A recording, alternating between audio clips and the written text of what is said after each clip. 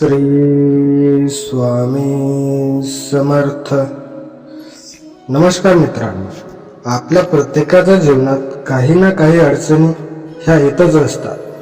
त्या अडचणींना दूर कसे करायचे आणि त्यांच्यापासून सुटका कशी करायची आपण ते आज बघणार आहोत. आपल्या जीवनात अनेक समस्या येत असतील तर श्री स्वामी समर्थांचे हे 5 उपाय ठरतील लाभदायक.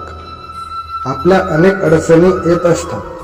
दुःख, भीती, चिंता, काळजी, नकारात्मकता नेहमी आपल्याला चिटकून असते. काही वेळा अडचणींचे लवकरच निरसन होत नाही.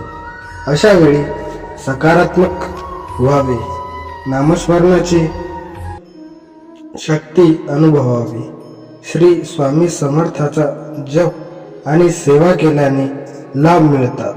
प्रत्येक सेवेकऱ्याला आपल्या एक अनुभव आलेला असतो.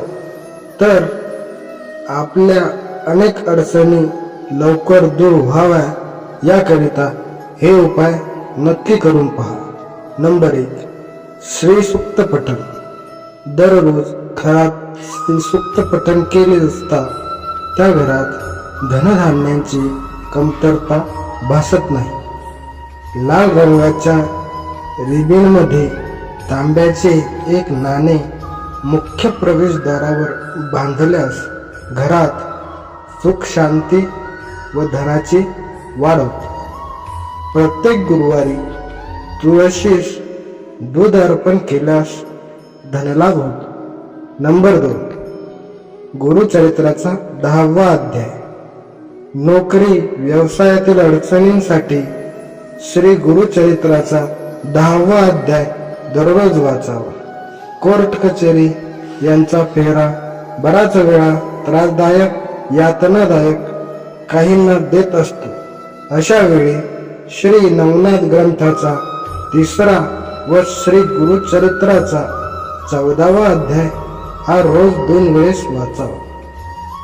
नंबर 3, नामस्मरणाची शक्ती. ज्या घरात एक तरी भक्तिवान व नामस्मरण करणारी व्यक्ती असते त्या घरात सर्व कुटुंबीय केवळ त्याच्यामुळे तरुण जातात व ती व्यक्ती गेली की वास्तुदोष किंवा इतर अडचणींमुळे होणारे त्रास वाढून कुटुंबास सतत संकटांना सामोरे जावे लागते.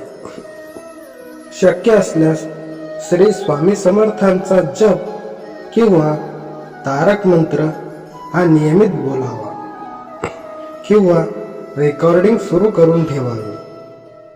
नंबर 4, मनचिंतन. याला फार महत्व आहे.